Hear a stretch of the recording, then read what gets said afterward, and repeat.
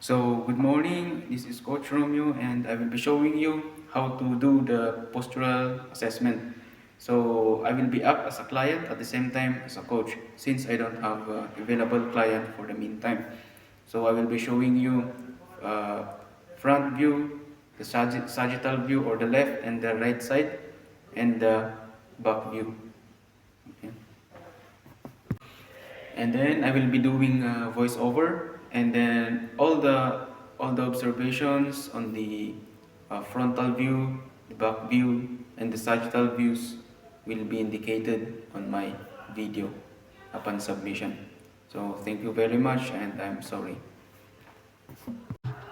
First is the anterior or the front view. So based on the observation, it is symmetrical shoulder, hips, knees, and foot alignment. There's no lateral deviation. Next is the lateral view or the sagittal view. So based on the observation, neutral head position, normal spine curves maintained, pelvis in neutral alignment.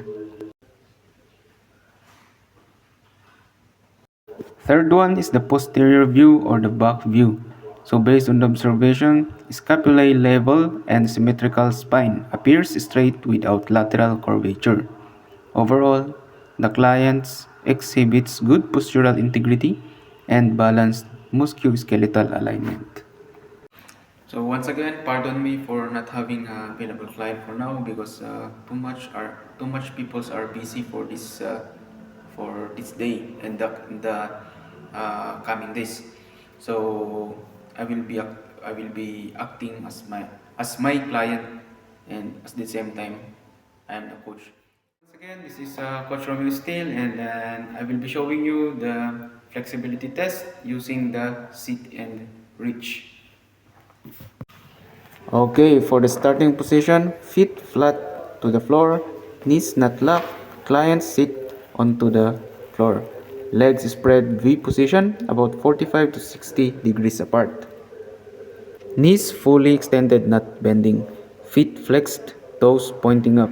Ankles neutral, hips centered and sitting tall. For the measuring setup, straight measure tape is placed on the floor. The 0 centimeter mark is aligned with the groin pelvis midpoint. Tape runs forward between legs. The line must perfectly straight. And afterwards, the reaching movements. Slow, controlled forward reach. No bouncing. Knees remains straight. And for the final hold, hold for at least 2 seconds and to the farthest reach. So, good morning. So, that's how to do the flexibility test using the sit and reach. So, you need here a tape measure. And then, if you have client, you can serve the client as the demonstrator and you as a coach. But since I don't have a client available for the meantime, I serve myself as a client at the same time as a coach also.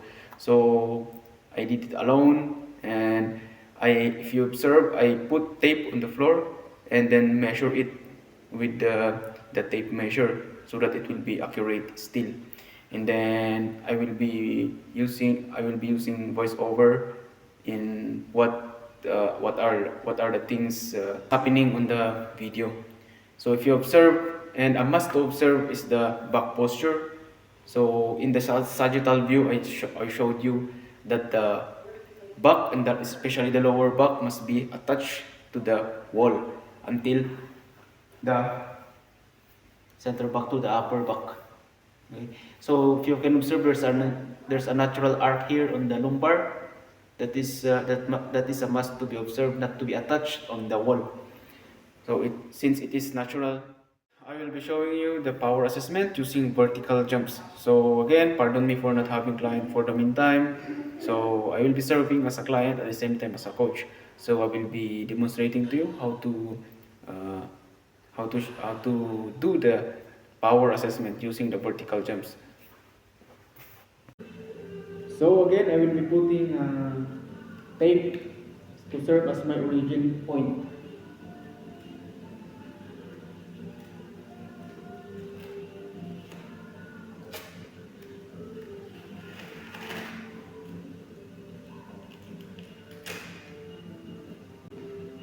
So if you see this tape, I will be marking it for my origin, for the origin of the distance when after I will do the vertical jump. Here.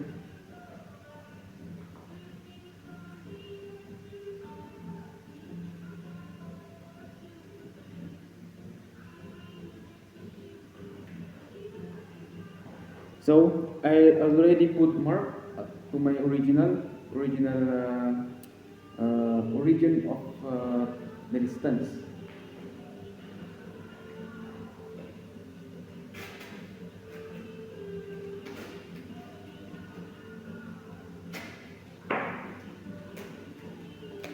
And then I will put tape here on my fingers, and then when I do the vertical jump, I will paste it to the same wall, and then afterwards we will measure the distance from the origin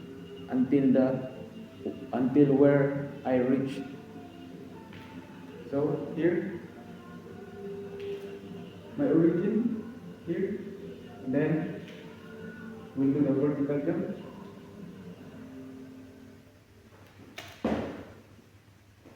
So this is my point of origin, and then this is my reach on my after my vertical jump. So we'll be going to measure the distance between the origin and the uh, reach, my reach. So we will be measuring the distance from the point of origin until where I reach using this measuring tape. Okay.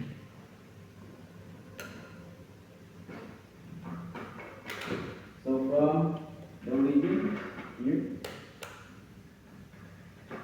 until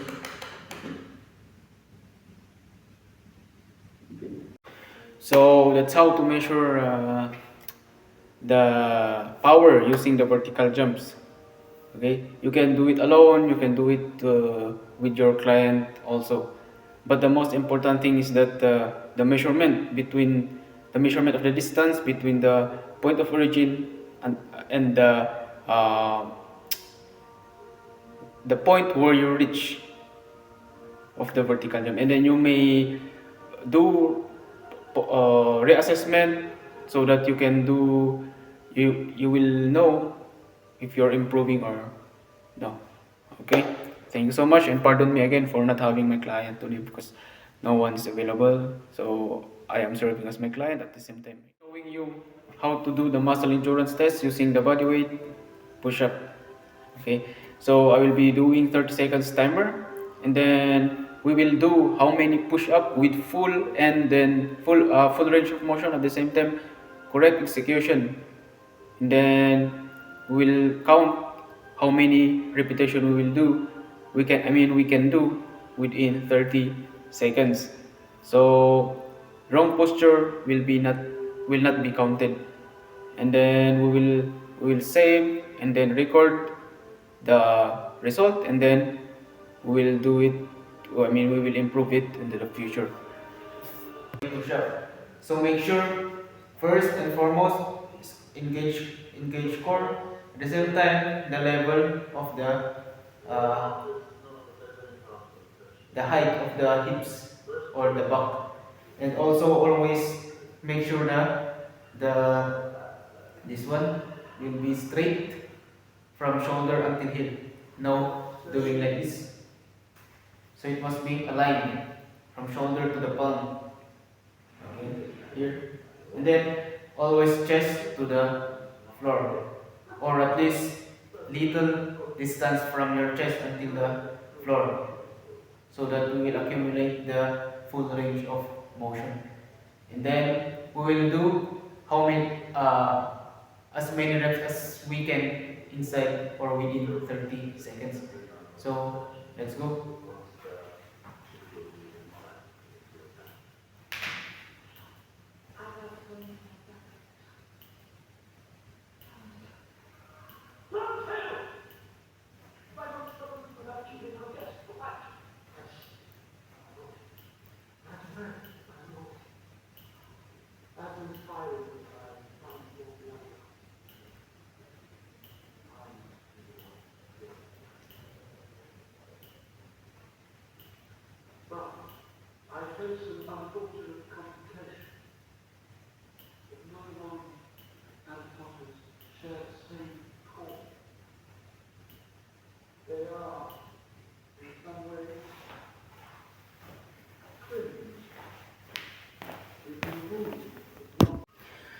So that's how to do the muscle endurance using body weight push-up.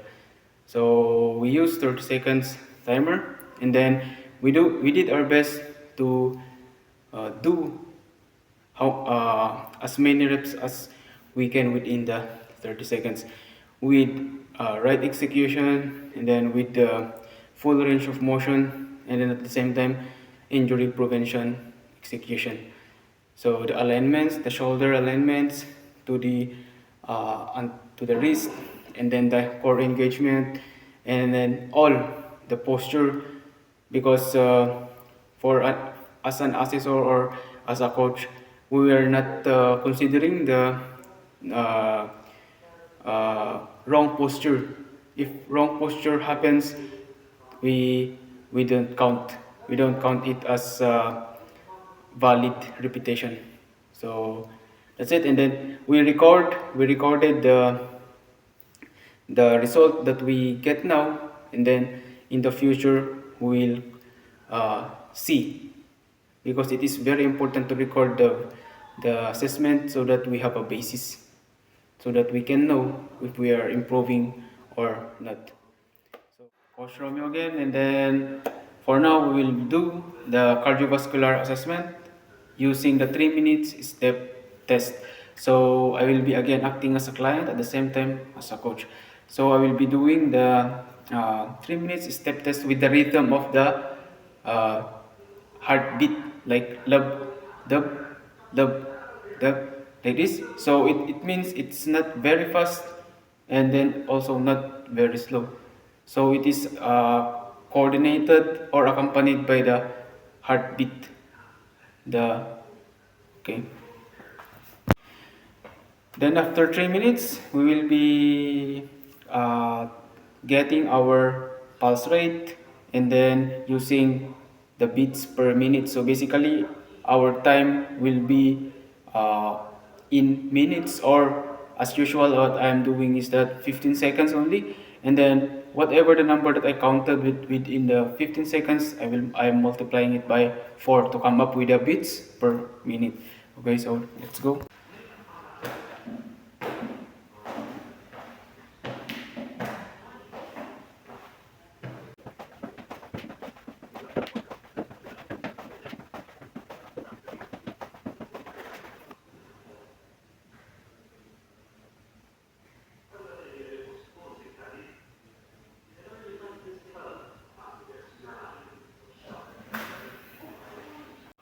So as you observe, I did the 3 minutes step test. Then afterwards, we sit to relax, and then let our hands rest on the armchair, and then get our pulse rate, and then count it until 15 seconds, and then whatever the numbers within the 15 seconds, we multiply it by 4 to come up with the beats per minute. So that's for the cardiovascular endurance test assessment. Two cardiovascular exercises. So first will be the jumping jacks, and then followed by the uh, battle rope. Okay, so basically we will do it for normal pacing. So in doing the jumping jacks, hands must be in the side, and then it includes here the coordination of the upper body and the lower body. So if you do like this, make sure your foot also will be apart. Okay, and then they will come together from this side, then here, then okay. So let's do it.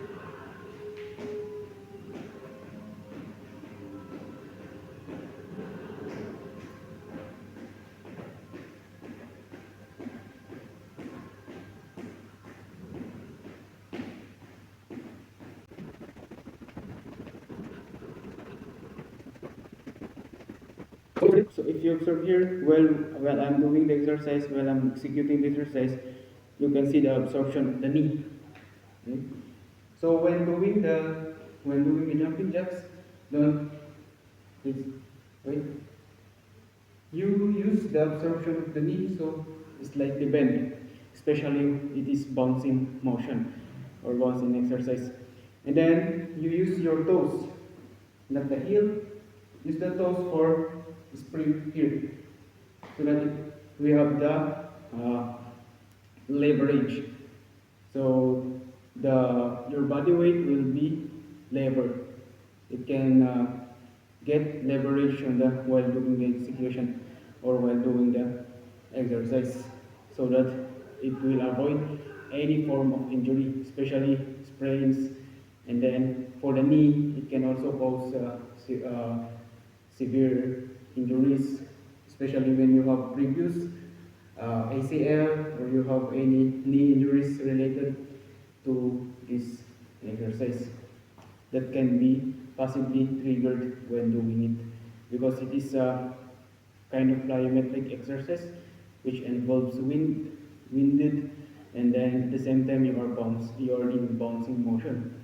So it will trigger all joints, especially on the knee and then the ankles. Okay, so be safe.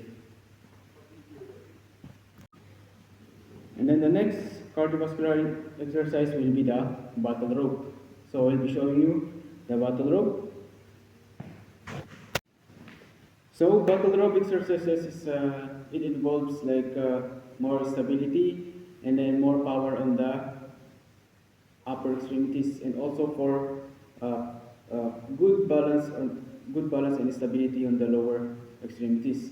So it is a form of full body exercise, and also at the same time, because of the speed and then for the fast pace of the execution, it also triggers the cardiovascular, so it is in a form of cardio. At the same time, full body benefit. And also it is recommended for not beginners. It is recommended for intermediate, advanced, and for the elite. And then for now we will do it in the normal pacing, just to trigger our cardiovascular endurance. Okay.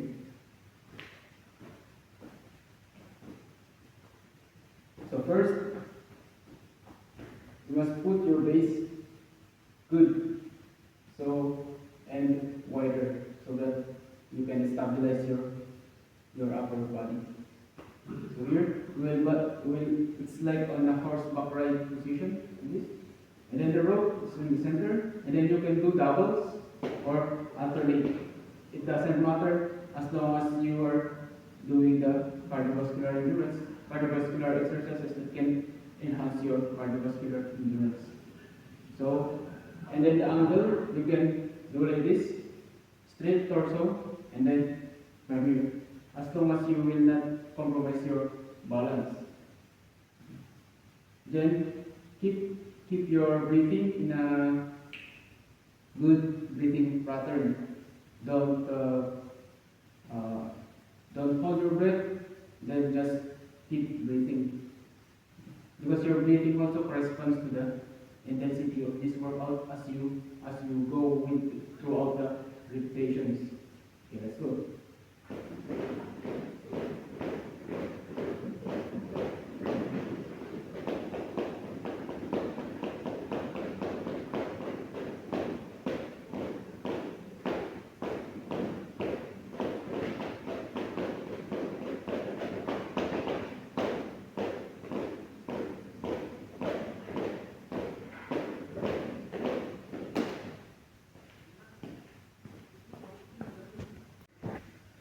So that is the battle rope, or in some they call this one as combat rope. So this is very good for full body workout, at the same time for a cardiovascular endurance. Okay. And once again, same Coach Romeo again, and then I will be showing you two resistance training and then or resistance exercise for the upper extremities, or for our upper body. So I'll be showing you the seated chest press, and then at the same time I will be showing you the lat pull down exercises using the lat pull down machine. Let's go. So we will start first in the seated chest press machine. So first and foremost, if you observe, we have bench here for our back to land on, to lean on. And then make sure that the lower back here, this part, will be contacted to the bench. At the same time, the upper back. If you can observe, there's a natural arc here that is neutral. Don't force that to attach to the bench. Okay. Then make sure your balance here. Since now I have a stopper here to hold my balance good, so I can do here the open chain. I will not land my foot to the floor because of reach. I don't have enough reach for the until the floor. If I do so, it will compromise my execution. I cannot bring my full power or full strength. So that's it. And then this is the load here. We can adjust the load anywhere or anything we want depending on our training program. So here, this is the position of the hands. So grip it. You can use the suicide grip like this here, or the close grip here.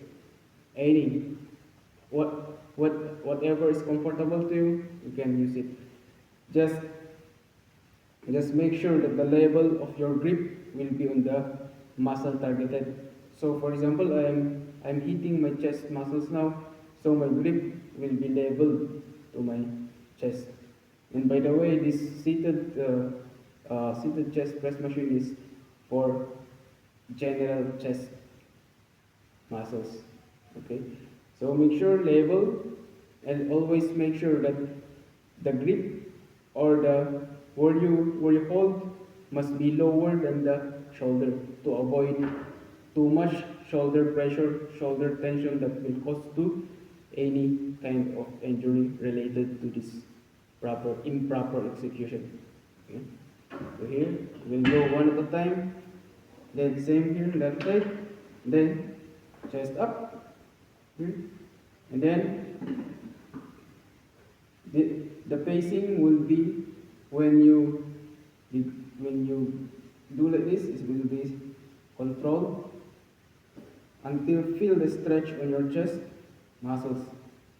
Okay, before you push it again, with also momentum slow, not too much fast. At least 2 seconds down, 1, 2, and then 1 second hold, and then push again 2 seconds, 1, 2. Okay, so let's do it. 1, 2, hold for 1 second, and then 1, 2. That is 2 counts already. 1, 2, 1, 2. 3 repetition now. 1, 2, 1, 2, 4, and then one more. 1, 2, 1, 2. Okay. So that's how to do the exercises for the upper body. There are too much exercises for the upper body, but these ones are the compound, so which means that it is more beneficial to our health. And then that's it. So always neutral spine, not too much excessive chesting out, and then don't too much give pressure or tension to the lower back. So just neutralize the spine, and always elbow lower than the shoulder to avoid any injury related to the shoulder. And then always engage the core, and then at the same time, when you pull or when you go back to the resting position, feel the stretch on your muscle target, and then exert again force to contract those muscles. So that's it. When you go back, chest muscles are stretched, and then when you push, they are contracted. Okay, so that's it. Then, so next upper body exercises will be the lat pull down. So this lat pull down machine, lat pull down exercises is basically for the back muscles, specifically to the latissimus dorsi. So it is pulling exercises, and then we have also the momentum, same with what we did a while ago for the chest press machine. Same for the exertion of force 2 seconds, and then for the relaxation or going back 2 seconds, and then 1 second hold when you when you squeeze when you deliver the lat pull down. Okay, so if you observe later, I will be like in leaning back position, but not too much. Okay, just to isolate the latissimus dorsi. And also still neutral spine, don't arc your back, not too much torso up, and then all are neutral. All are neutral, all are neutral. And then if you can observe the direction uh, of the bar, it is straight diagonal or little diagonal, not straight and then horizontal. No, it is straight diagonal towards the just below the chin or here on the upper chest. Okay. Then we must observe that if you pull, you are not pulling by your bicep alone because the tension going to the bicep. Besides, this is a back workout because sometimes we are doing lat pull down exercises, but the tension is going to the bicep. So I will show you how to do it correctly. Okay. So first, here, so if you can observe, this is the origin position. This is the original position, and then my grip is wider than the shoulder width. Okay, and then now this is what I'm telling you, the leaning back. So I will lean back little like this, and then I will retract my scapula. I will just pull my shoulders down. That's it. This. So now I will hold this position. And then pull the bar towards my lower chin.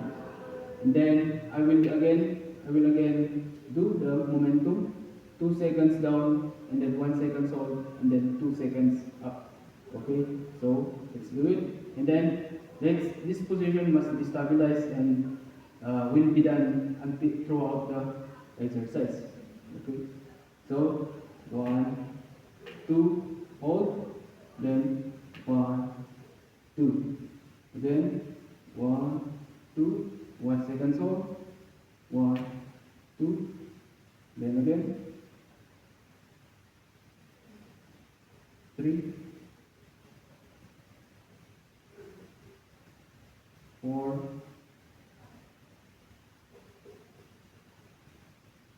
5.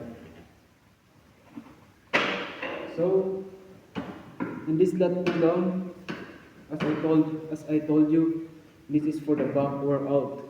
So it is specifically, that's why they called it lat pull down, because this specifically hits the latissimus dorsi, this muscle.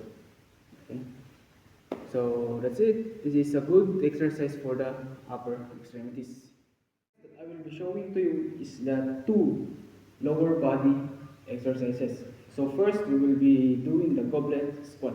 So goblet squat is basically free weights exercises, which includes dumbbells or kettlebells like this, any free weights. So same again, as a coach, we need to observe the proper execution, the postural correction, and then especially the spine, if it is too much excessive torso out or the valgus or varus knee, okay? Because they are some indications of the injuries that, or I mean, it will cause several types of injuries when doing it repeatedly and then with higher repetitions or higher volume of weights.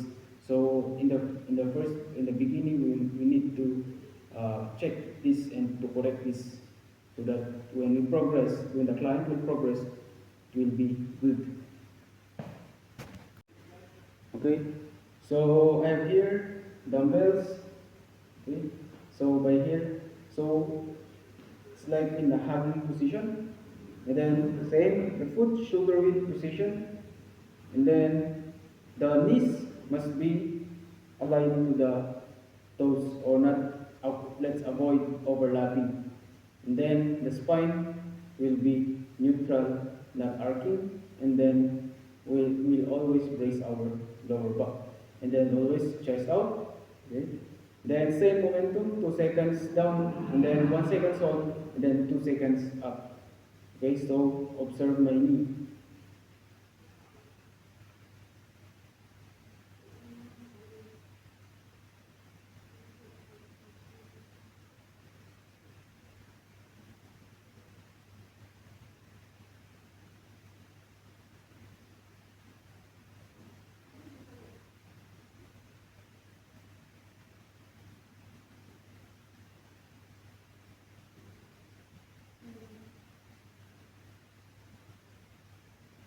So if you observe, when I'm going up, I'm not locking my knees, so that it can always absorb the weight.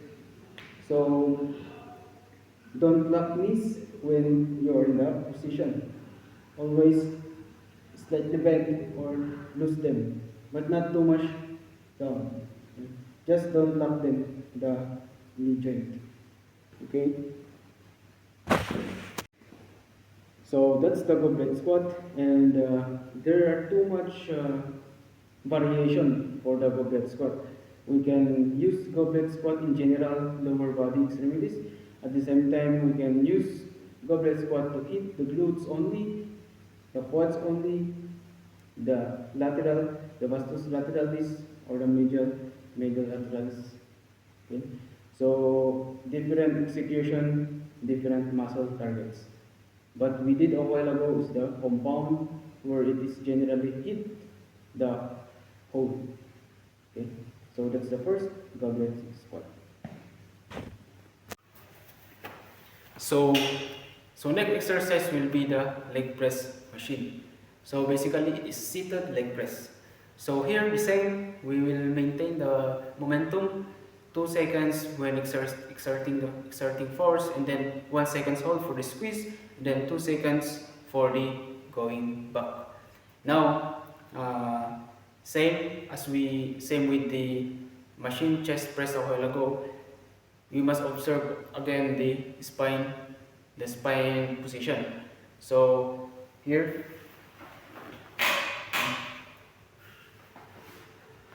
we have here the lower back will be attached here, and then same with the center to the upper back. So if you observe again, there's a natural arc here on the lumbar, and then until the here in the going to thoracic spine. So that is a natural arc. So don't force that to bend, or don't force that to attach to the bench. So just let it like that. Then now we will position our stance. So again, the same with the goblet squat, we can hit different muscles by doing different execution. But now I will be showing you how to hit the general legs. Okay. So the same, the angle and the alignment will be the 3-point system, shoulder, knees, and then the toes will be aligned. So avoid again knees tucking in, or the valgus knees, or the varus knees. Okay. So again, if you squeeze, don't ever lock your knees to absorb, then to avoid injury, to absorb the weight, because this is resistance. The weight is resisting, and the weight is resisting your strength. So you are like your strength versus the resistance. So don't lock your knees to absorb the outside force or the outside resistance. Okay, so again 2 seconds push. 1, 2. Then here, if you can observe, not locked. It is my knees are not locked out. Okay. Then again 1, 2, 1, 3, 4, 5. So that's the leg press machine. So I will show you the stances. So there are too much variation of the leg press, especially in the stance of the foot, where your foot are placed, and then it also indicates muscle that are targeted. So once again, different execution, different muscle targeted, especially when you are doing the what you call this one, isolation exercises. Okay, so this one. Okay. So this stance,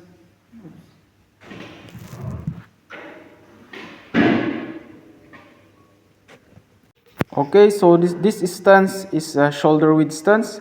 So it most probably hits general legs here. This one, then this one wider, like sumo squat. It hits the inner thighs at the same time the glutes. Then for this stance, closed stance, like this, it mostly hit the outside quads or the vastus lateralis here. Okay, so that's it. That is only the some variations of the leg press machine. So by doing so, the leg press machine or the leg press exercises always and first and foremost is to observe the positioning, the correct posture, especially on the back, and then at the same time the locking out of knees, and of course the stances of your foot stance, so that you know what you will be hitting or targeting muscles. So because sometimes you are doing too much exercises but the same muscle targeted. So we must be knowledgeable and we must be aware that any execution will come up to any uh, different muscle target or hits. So that's it. That's leg press is a very good lower body exercises, and there's too much lower body exercises. So once again, I will be showing you core exercises, the planking. So I will be doing elbow plank. So elbow plank, you must be observed same the alignment of the elbows until the shoulder and the uh, and the this one and the torso not slouching, and then the hip level not too much low or not too much high. So you must maintain the alignment from here on the cervicals cervicals point until the lumbar spine here. You can do like you will draw straight line. So I will be showing you this one. We will be doing elbow plank. So first observe elbows align, shoulders to the elbow, and then from here until here will be straight or flattened. Then always engage your core, tighten your abdominals, and no extra movement. Try to hold this position. Try to stable your body until the time will be finished. Then keep breathing. Don't hold your breath.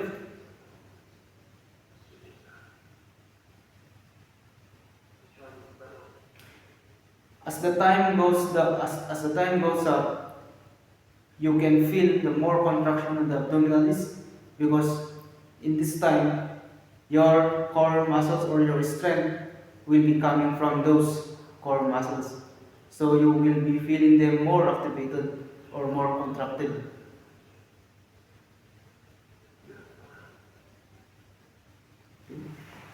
That's it.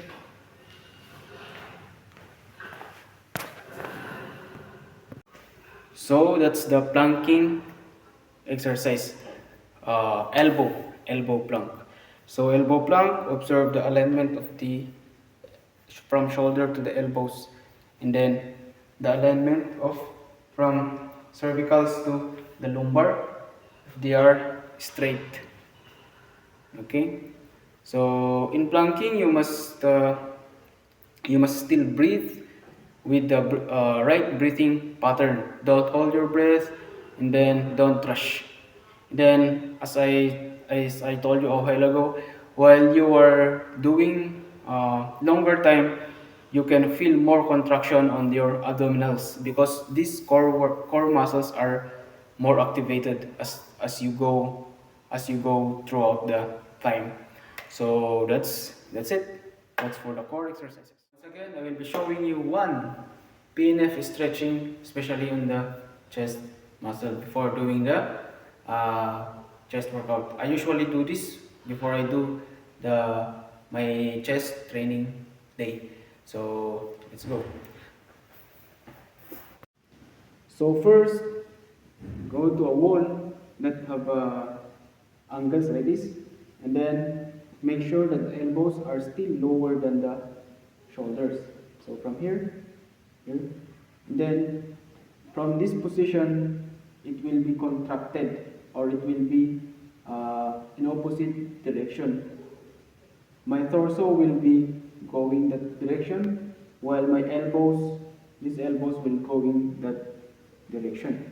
So it will result to stretch on my chest muscle fibers. So from this position, I can feel already the stretch here. Or simply, this is what we call the muscle activation before doing certain exercises. So here, position like this. Then torso will be that direction, and again elbows that direction. Then twist. Okay, from this point I am now feeling the muscle fibers of my chest muscle stretch. At the same time, my shoulders, they are like opening or they are activated. Okay. The same with the other side, but this one is for the same.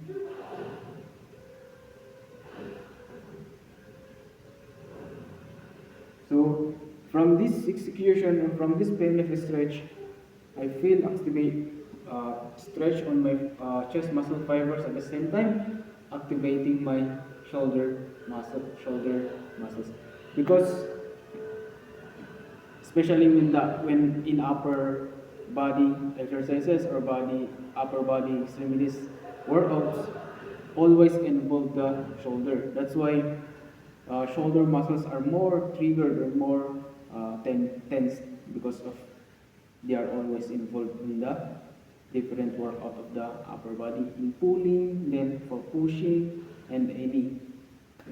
So always take good care of your shoulders, especially the muscles and the joints. Okay, so that's it. Thank you so much. That's a PNF stretch.